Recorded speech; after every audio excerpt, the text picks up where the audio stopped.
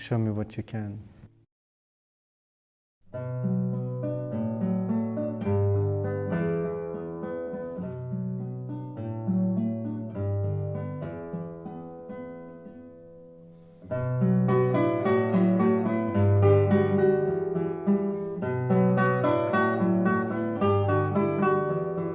Hi, I'm Marko Topchii, string plucker, fret presser, and tone abuser.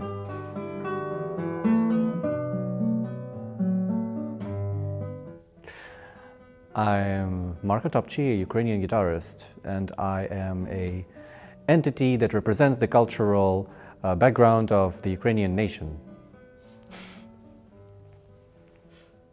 Cut. Cut. How can I even introduce myself? Like, normally when I talk to people, I just say, hey, I'm Marko, or hey, I'm Mark.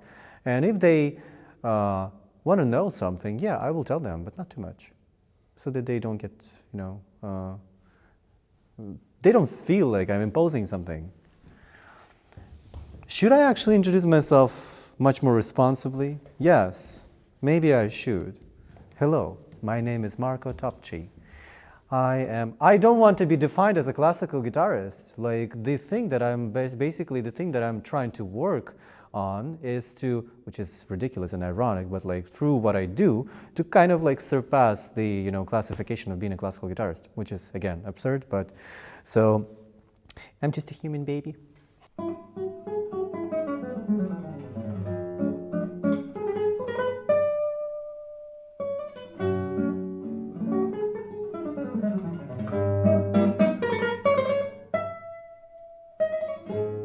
And I was kind of like the worst kid in class in terms of like the least, not the least capable, but the least successful. Literally, like at a parental like assembly, my teacher would tell like everyone plays kind of like better and better, and I play worse and worse. And the director of my school asked my mom, when is she going to like take care of my development? And she just literally did as much as she could. Love her.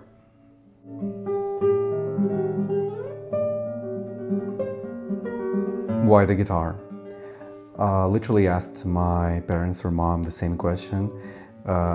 Pretty much being a piano player, she got convinced or was convinced that this instrument is a little bit too big for a kid of 4 years old. And also the teacher who they found was like really good with kids. And he taught English as well, and that was like a double win. I remember he took part in a local competition in our school. He was maybe 8, 9, I'm not sure. It was winter and it was frosty, snowy weather. And I asked him to warm and to practice, and went to the hall to listen to others, because I was in a jury. And when in half an hour I came for him, I didn't find him in the class. He was playing snowball outside in front of the school entrance with some guys. I was shocked. I thought we lost everything. But he grabbed the guitar and performed perfectly. I was surprised and astonished.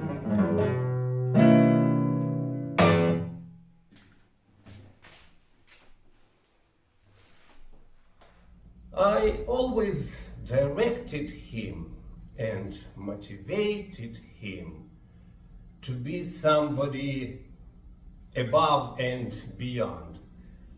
And I'm really happy that he is on this way. On his way. Good luck, Marko. Full ahead.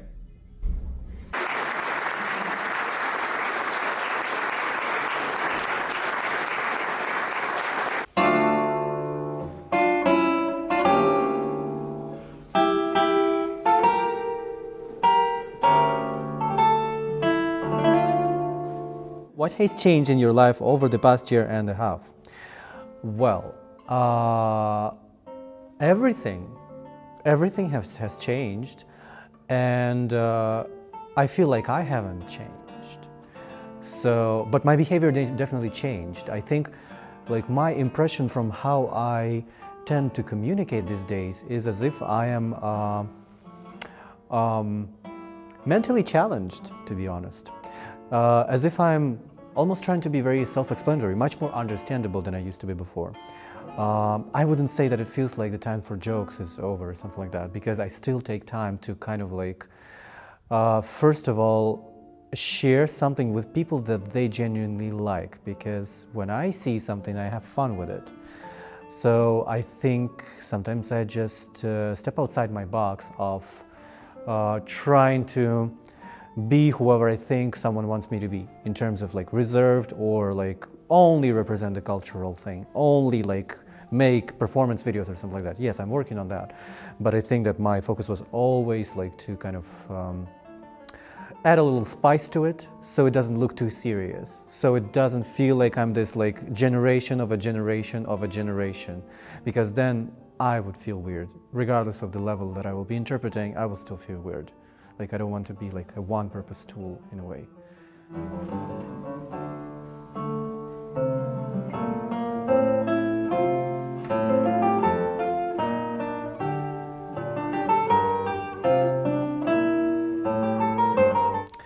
I moved abroad because I needed to work. I had several projects going on and I didn't know if I would leave, because in order to leave Ukraine you kind of like need to, not kind of, you have to have a, for example, a permission from the Ministry of Culture, or you have to be a student, but the reality is actually even being a student was not very doable. So Ministry of Culture, that was for me. And then I found a possibility to stay, to prolong my stay, and then I just kept working, because in a way I have to tell myself from time to time that my job is really not that easily done, and I have been kind of like, I have been training myself for this, so I just decided to try to go further. And the first year that I moved, I tried to be as invisible as I could, so people who I was in the same city with, they kind of like didn't, not all of them knew that I was there, because I felt that if I even like start hanging out or conversing, I might lose something from the tasks that I'm trying to put upon myself.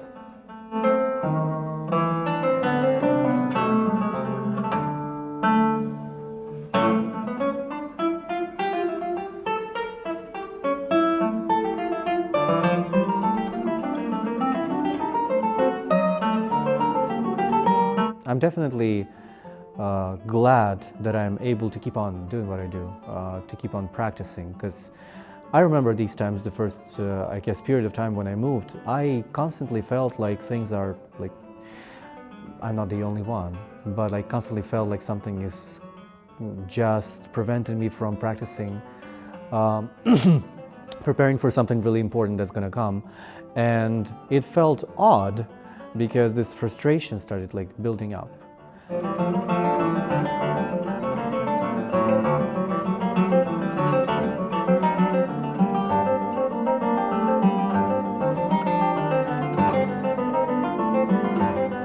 There was no question of who I support, there was no question about how I feel, but there was kind of like a question about how I act, because had the events been much more dramatic and catastrophic, even more than that, whoever says a word, whatever, and they are locked in the country, they will be repressed or something like that. So I kind of realized that it's, I have to play all my cards. I have to just like do whatever I can in order to let my colleagues know and everyone from Europe who is aware that I'm Ukrainian, who's aware of me. And then I kind of looked around and noticed that a lot of people are doing the same.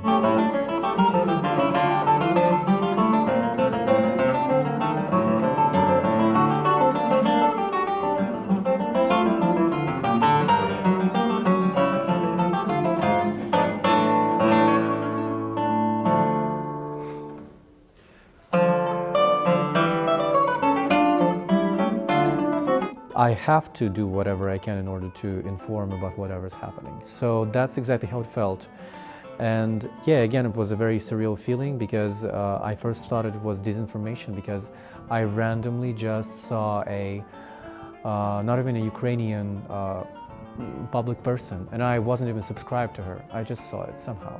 Then I just Googled Boryspil airport and it was like explosions. Yes, so all these things were really, it was only half an hour later when one of our friends just called my guys and said, wake up, the war has started, you know. So that's kind of like a very cliche thing, but I think it has been pronounced that day many, many times, exactly that. So I understand that a lot of people have found themselves in much more terrible conditions and situations. So my experience is merely a shard of that whole happening.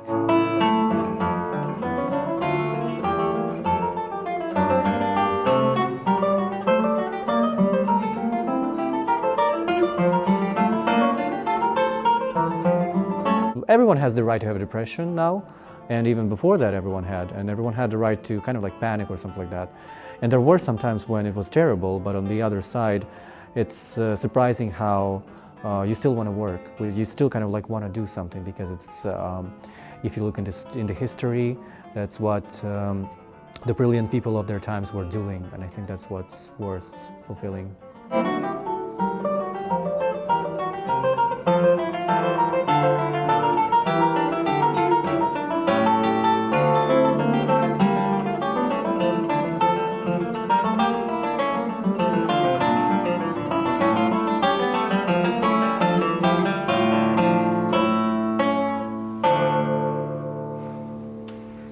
Bravo!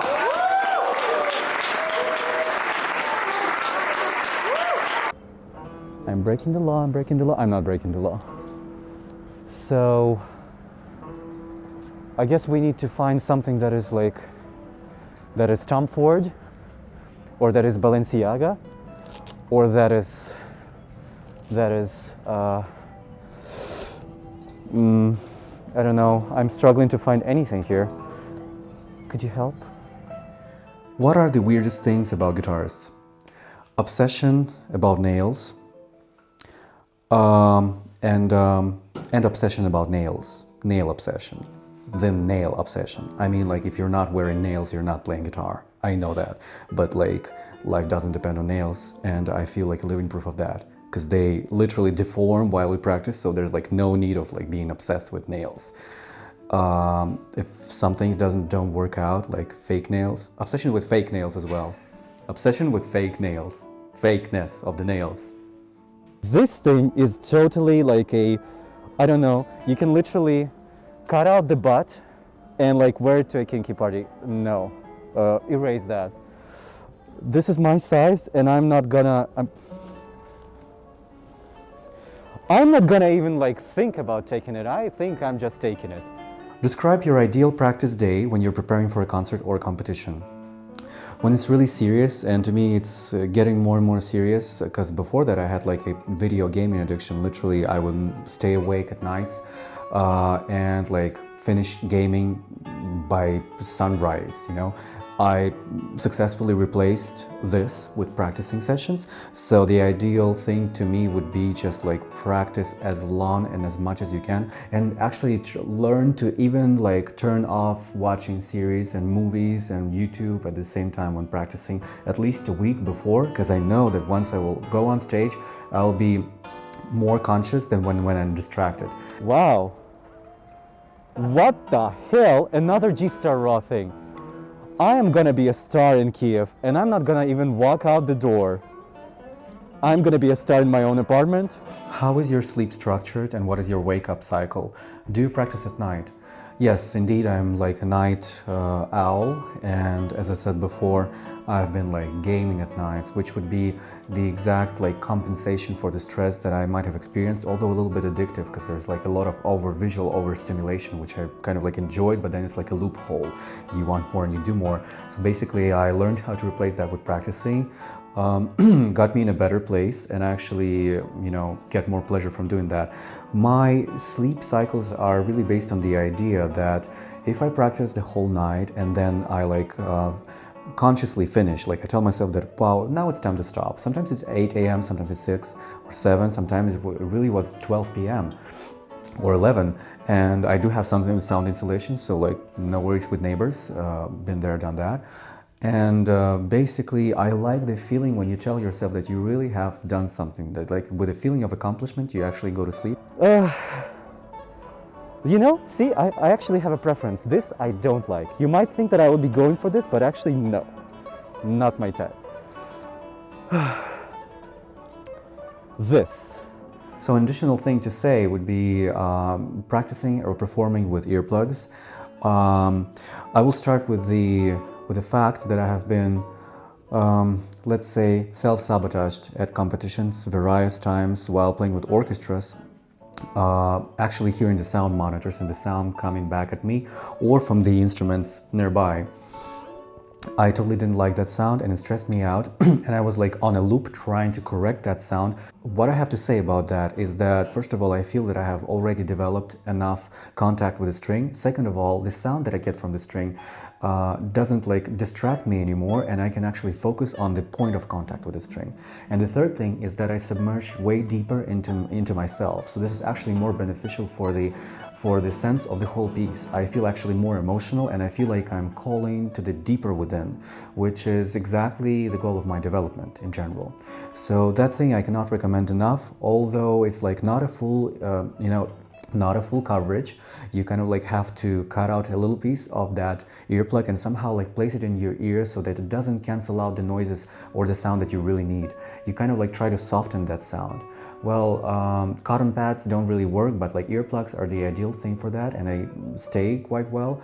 And I have felt better ever since. I had if they say that you have to have fun, I started to have way more fun. And for like developing this contact with the string, I have the rest of my time that I use to practice with a recording device, although just like in real time. So for like more exquisite sound control, to take out the actual noise that would be bothersome if I would be just like ignorantly playing with just like not really knowing what's happening. Basically, this is a developed version of some people liking to practice with earphones or headphones, enjoying the sound that they have and actually being able to carry on with their practicing.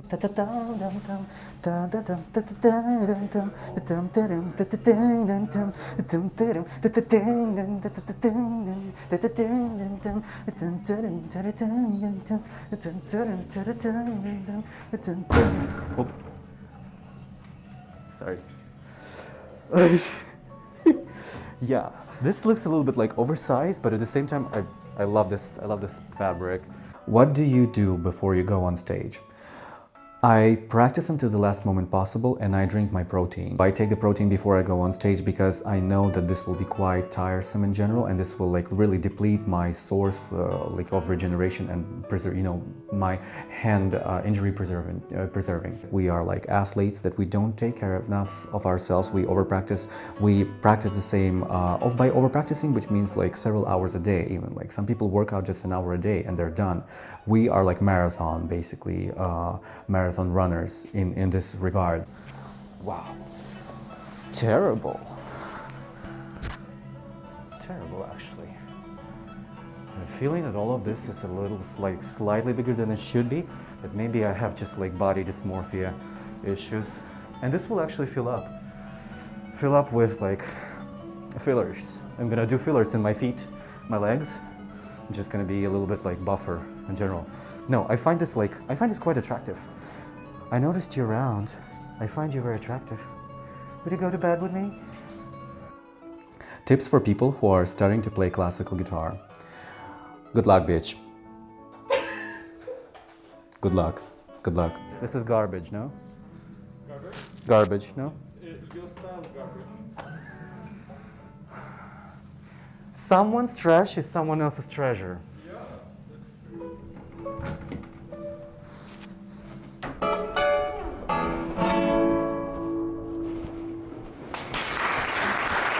So actually a lot of people think I'm a terrible guitar player, like the worst that there ever is. Think so. A lot of people do. A lot of people do. And once I almost got in a car crash. Because I was practicing in the car where the driver was like driving. So that music was like so terrible. We almost got into like a crash. And I've received some really terrible critiques in the past on the internet, like basically almost turning me into nothing. So all the years of constant work. Actually.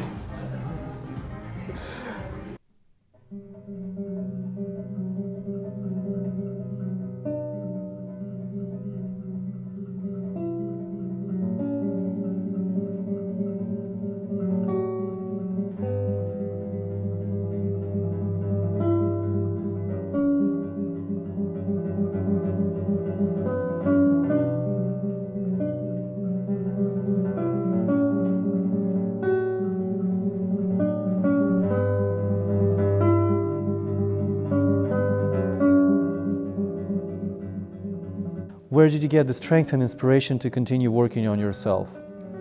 Well, ironically, I mean, knowing myself as an extremely demotivated and lazy person, I literally had so many problems with like several questions during my first period of time of learning guitar, whether I will continue. And when I was 9, I was already 5 years with guitar, as opposed to 4 years without a guitar since my day of birth, because I started at 4.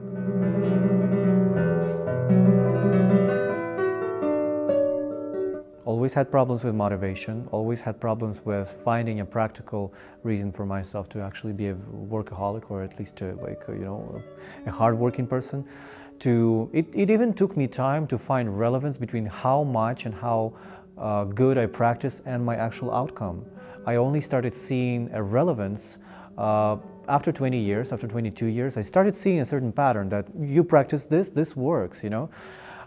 Before that, it was very chaotic. So I think I started just like to increase, actually not just, but like one of the things that I started to just notice is that I think the amount of my investment can kind of like blossom.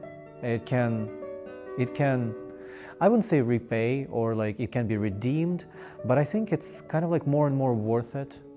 Because it feels like, well, first of all, it feels like there's plenty of things to do. And the main question is how not to get too demotivated by the terrible amount of things to do.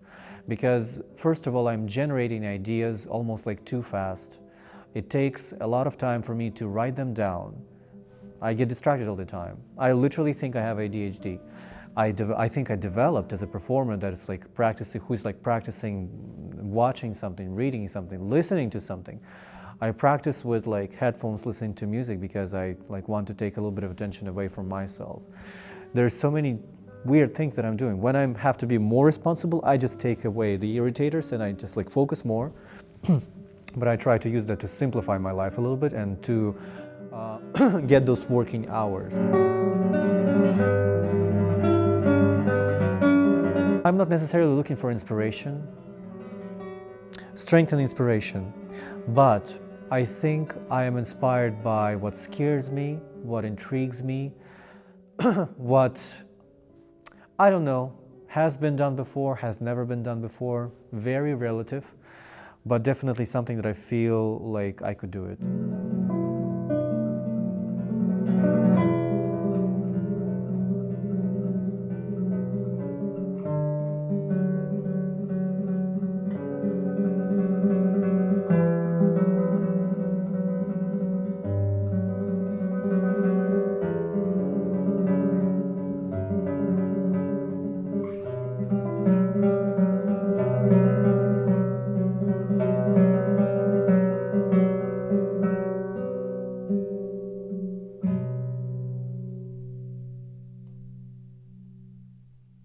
Know how to take a picture in such a closed space.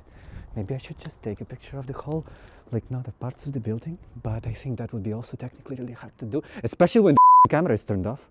Yes, please turn off. I wish I had like a fisheye or something, and then I would have to turn into a fish. Oh, being a fish must be really nice. My mom told me that every time there was a finals of the competition, a fish in our aquarium died, and very often it was a sacrifice, like sadly. And I told my mom just to get more fish.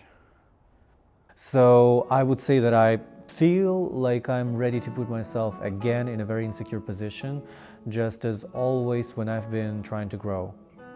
The times when I started to study in San Francisco 4 or 5 years ago, I felt that I'm constantly putting myself in a very vulnerable position of kind of almost like an appearance of unskilled, unprepared or something like that, like I'm a mess or something like that. And I started kind of putting myself under these weird conditions made me, I don't know, sometimes you need to deconstruct in order to reconstruct, I guess. So it's not always beautiful, sometimes it's quite ugly. It wasn't that terrible. I didn't feel like I'm in a huge crisis, but I think I'm constantly thinking that I might be. And I'm constantly thinking that, of course, all this can be a huge anti-crisis campaign. I might be all the time. In fact, I am trying to make my life more interesting and trying to make this thing more interesting. Not even to say that the harder the things that I do, the more I'm generally capable of. So it kind of makes me just speak better, speak with music, regardless of what I will be playing after that. So I think that is just important for me to, that became a motivator itself. Guitar at a kinky party. I could play guitar at a kinky party. I feel like I played guitar at kinky parties all the time.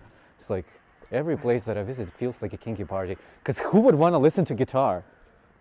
It's kink. Yeah. It's pretty kinky if you ask me, yeah. Dirty. Because I play dirty. Yeah, because I play dirty. I love my job. My job. And then you see the word job. Coincidence? I don't think so. Everything's a job, even a blow. So my inspiration, I guess, comes from struggle, resistance, from the weirdness that I'm constantly producing, that the world is producing upon me, actually.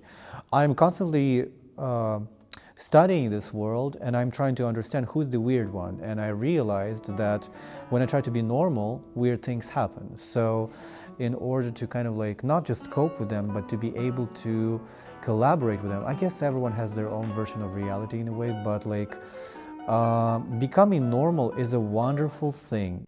Oh, look at this beautiful and gorgeous tram of Berlin.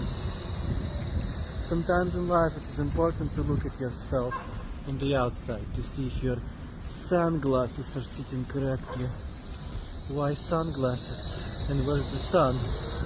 Well, we're approaching to solving an unprecedented mystery. You see, the sunglasses are the only pair that I possess,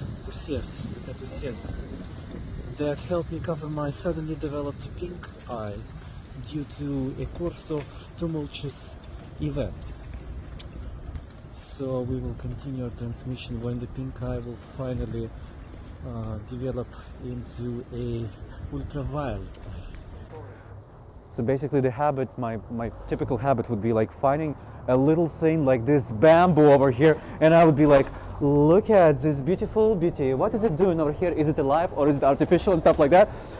Long story short, I was in Australia some time ago, and there was this huge rain in the botanical garden, and I had nothing more interesting to do than to just film stuff with this weird accent.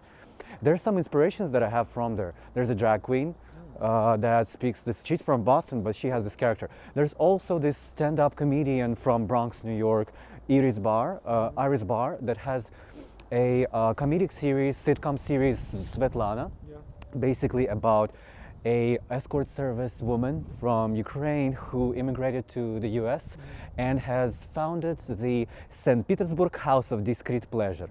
And the series starts with her daughters. And the series starts with her daughters entering the room and saying, "Mama, client waiting in pleasure room 1." So basically, it was 2-season series. That was another inspiration. And the third one would probably be one of the Ukrainian piano performers, Valentina Lisitsa, who I listened to her interview, and she was like, so why did I decide to do competitions? After 15 years of living in Canada, she would be having this really genuine accent that I was really fond of, and it all then emerged into this crisis situation of being in Australia in this botanical garden. And I don't know, it sounded and felt so fresh, and some of my friends and just like people were just like freaked out about this whole thing that was happening. They almost like supported me in doing this, although I would be doing this either way because it was such a fun thing. Nice glasses.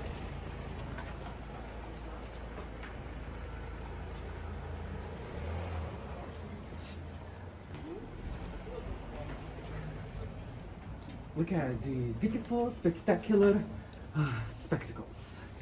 As if the world wasn't crazy enough. Neo? Neo, is that you, mate?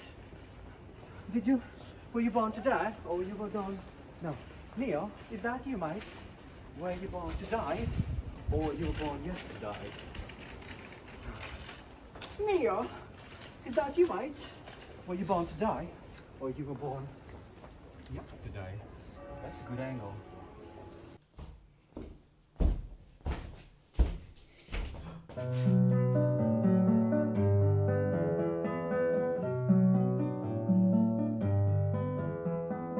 What is the most ridiculous or funny incident that happened to you at a competition or concert? There was this couple on the same story, on the same level at the hotel, and they were loving each other really like loudly, and I remember opening the door with a recording device, and then like the neighbor's door, which was my fellow competitor, also opened. And we were talking about how our competition performances went while listening to the sounds that they made. Dates with benefits. Playing your competition program for the people who you're actually going to meet. A double win. Always was a charm. How to make money. I'm gonna tell you how this business works. I actually don't know how this business works. No. I'm not sure that there is some business with it. Yeah, and this is what a lot of people say. And in Ukraine, some show business people are like joking, what show business? So I guess it can be applied to many different like zones and art zones.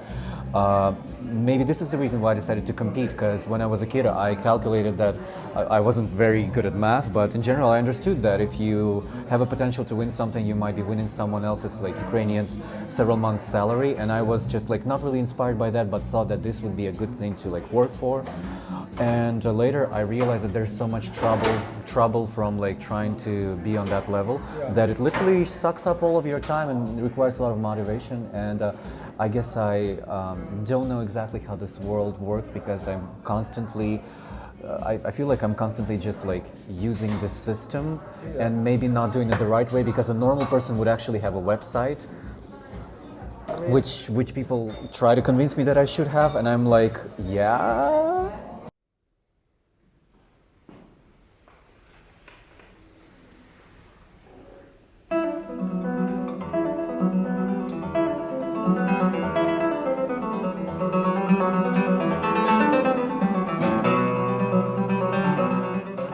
How many guitar competitions did you already win?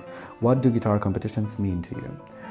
I have won a bleep amount of competitions that literally had a good prize, and they mean my development, meeting amazing people that I would never probably meet at that intensity that I ever have, which means that we were just like exchanging impressions, live impression from each other's performances, although that is a struggle to like visit other people performing while you're still competing.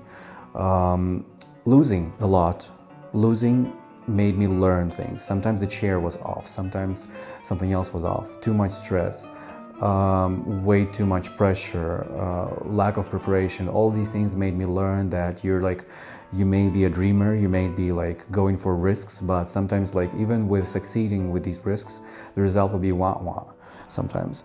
Although that could feel emotional, but still there will be room for improvement. So I've used competitions for developing the way I play technically and musically, to overcome my technical boundaries that prevent me from actually being as musical as I would like to be. And this is such a growing process that I'm actually looking for a substitute that would keep me growing. So this is what they mean to me, and this is why I am not addicted to competitions, but why I actually use them for my development. Otherwise, I literally wouldn't be the person or a performer that I am, and there is still huge room for improvement and development.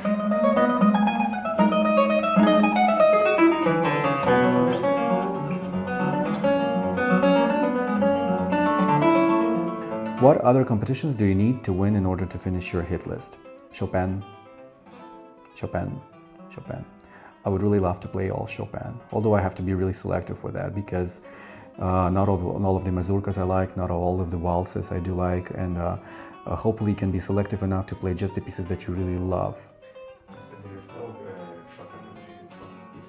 Exactly, exactly. Other than that, there is one in Spain which is called the Alhambra competition, and there's the one that probably is not as famous as the GFA. How does it feel to be the winner of the 50th anniversary GFA competition in New York? Well, definitely surreal, because it has been so many times that I have been there, and it's not the only competition that I have actually tried for many times. And there were times, there were performances, not at the GFA in particular, but just like to say generally, when I knew that I had outdone myself, and actually I didn't have a result that time, and I had to take it. I had to take it, I had to not burn out. Actually, I deliberately burned out when I knew that this will help me get less hyper-focused and involved and feel pressurized about the fact that I'm responsible for what's going on right now on stage.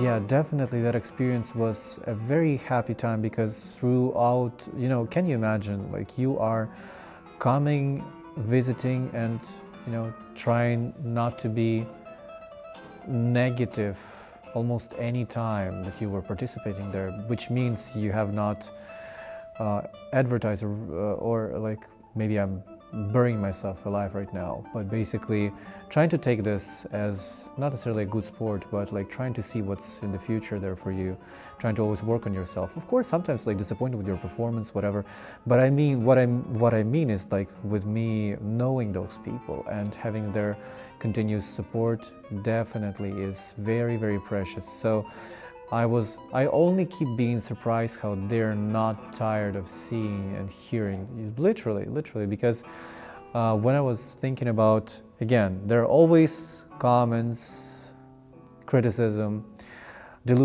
sometimes delusion, because sometimes it's taken not exactly it's not a very in-depth analysis, because it can only be an assumption. It's almost as if I would write about someone.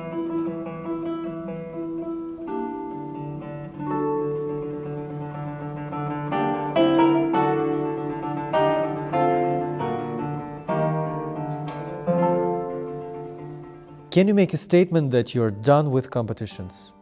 It's a very good question, because I was thinking that I'm done with competitions, but there might be something more to do. So, you have all the right to go to YouTube or some commentary and say that this guy is like addicted to anxiety or whatever. Work is work. And sometimes when rules of a competition say that it's like open for people until 80 years old, actually not, you start like analyzing, okay, so you have won the most important competition in the world, as they say, and as I also feel, and at the same time, there were winners that have been competing after that, and there was nothing terrible about that. The main question is, how do you compete without actually lowering your result? That's the effort, and that's the reputational damage that people are trying to prevent from having, which is understandable. A lot of people told me that once they win a big competition, they will just like stop. Okay, show me a way to earn money better than competitions. Not even to talk about the experience that I'm going to gain, but I don't know, I cannot announce anything yet, because those things might not even happen. I'm lazy.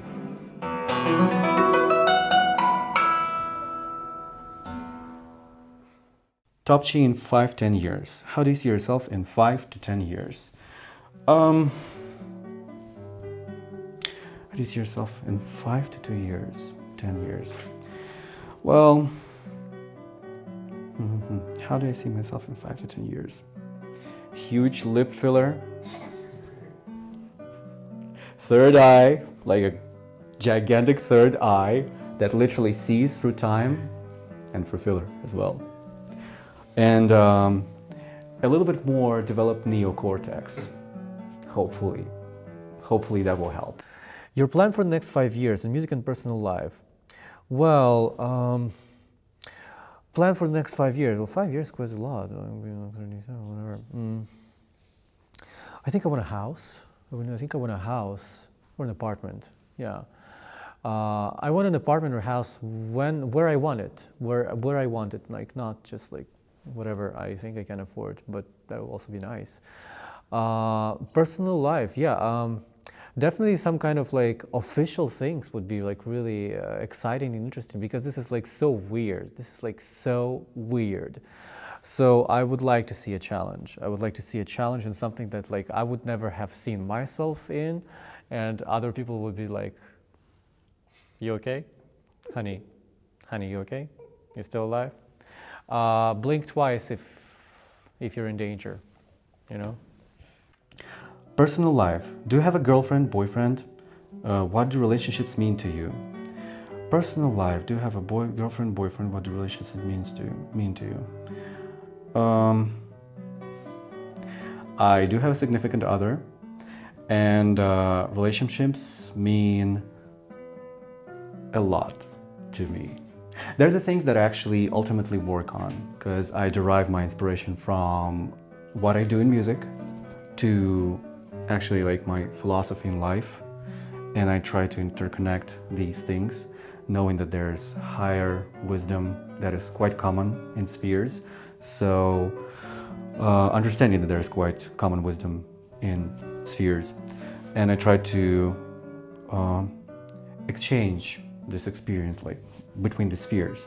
So this means actually learning to love and like opening up and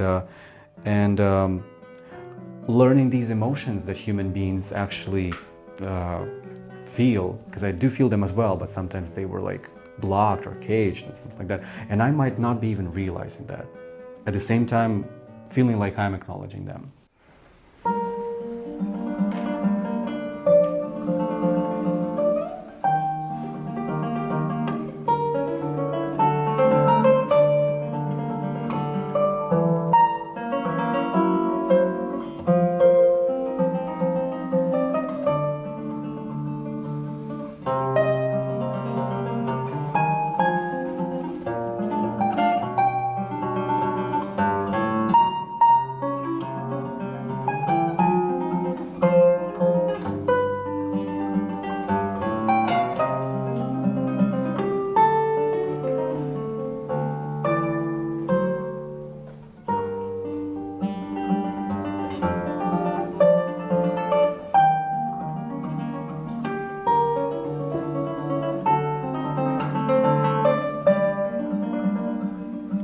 What next?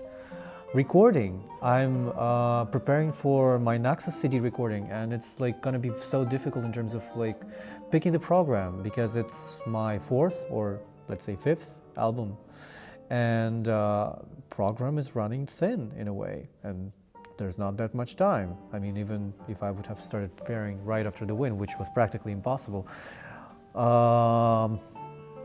I have dreams of making special programs, certain programs, but I will be trying to do whatever I can in order to record material that I would happily integrate in my Instagram stories using the inbuilt music integration resource. That's the most important goal for me. Like, you know, when you record a CD, it's in the database. I know you can do it by yourself, but I just like, whatever. These hands are made for playing. Both video games and guitar. I actually deleted the video games. But the thing is that I'm thinking about what would be just really nice to hear. That's a huge dilemma. actually, between the things that I would also like to do. So yeah, that's going to be the thing. Recording of the CD, that's at least official. And the other things, I'm happy to say that not almost every month, but every month literally, and sometimes like more than once in a month, there is something for me to do, something to perform, somewhere to perform. This interest coincided with the beginning of the war in Ukraine. Nobody started their invitation letter with explaining that they're inviting me because I'm from Ukraine. I can only imagine. But on the other side, it feels very organic and natural, really. It just feels very synchronized with the steps that I'm trying to take as a performer. So I'm just like happy to say that I don't feel that unemployed, although on the other side, I definitely would like to work more, like to explore the possibilities.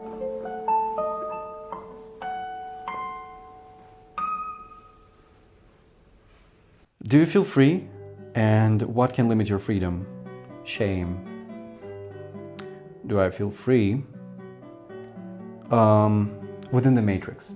The most shameful thing you've ever done? Literally lots of shameful things that I've done, but I do remember forgetting a toy at a hotel number that was kind of like private. And for some reason they thought that it was a butt plug, but actually that was rather another thing. And I was like, dude, how could you have like even thought that that was that? And I'm like, yeah, and I found out about that from another person. So like rumors, you know, they say people don't really care, but actually they do spread information. Yeah. Do you like teaching? What are Marko Topchii's most important teaching principles? Adaptiveness. I think that it's important to be adaptive to who you are with, who you're talking to right now. Because I cannot say the same things for everyone, first of all, because they could have been present at the lesson before of someone else. Hate to be repetitive. You can even say the same thing like different ways. But also it really demands so, because people have different characters and they can potentially have different perceptions, and I'm supposed to guess.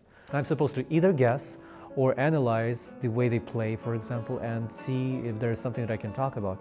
And in some situations, the adaptivity, yeah, for sure, because sometimes it's about technique, sometimes it's about music, sometimes it's about bigger vision, sometimes about details. And I think that this is what I try to develop the most, because this is what I'm trying to develop as a performer, being adaptive to the environment, atmosphere, how you feel it's going on. It's also part, I mean, yeah, you can try to be independent from that, but sometimes there's not that much practical outcome from an overdone, over-invested, like over stressed out performance just because you felt that you have to fight with something. Sometimes you might want to go along with something.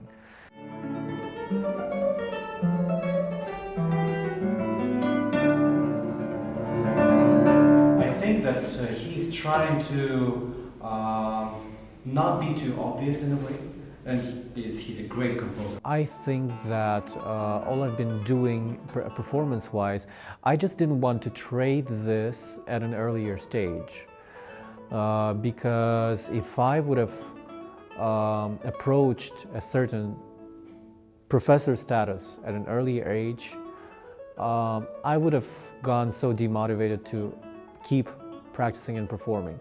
Now I'm a little bit more conscious about how I can possibly manage this, although that will probably not be without an effort. But definitely some of the tools of practicing, some of the ways of practicing that I can share, I also use them on myself, knowing that sometimes I find myself in very time-constricted situations. It's just that the motivation has to be there. And yes, of course, with some financial security, it's going to be like harder to, like stable financial security, it's going to be harder to motivate yourself, because you don't have to think about surviving as an artist in a way. On the other side, I think that this money can be reinvested and it can be used for a really good purpose, and also for gaining more and more just like freedom and confidence in what you're doing.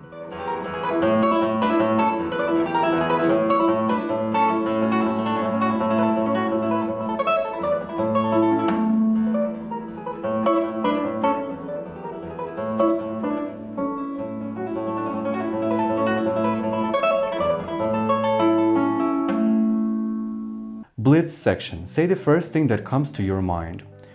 Are you pretty? I'm petty. Your best character trait? I'm a traitor. Your worst character trait? I'm the worst. What was the last thing that touched you the most? I was touched yesterday a lot. And the most important fashion advice from you.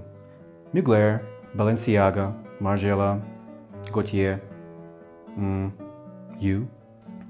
How do you relax yourself? I feel really relaxed right now, so I don't know. Apoyando or tirando? Picado! Do you have any other passions besides music? I do have tremendous love for cats, for plants, and for humanly communications. Hard to do that as an alien. What is the craziest thing you've ever done in your life? I kissed a girl and I liked it. What is the craziest thing you're ready to do right now? I don't know.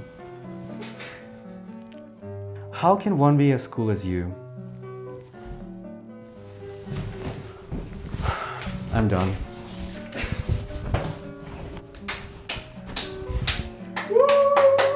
So?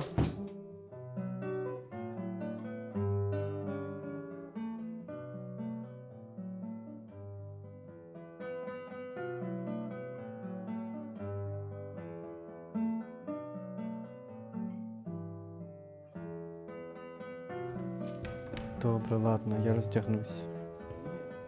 Так, ладно, я не проти. Я вже OnlyFans creator.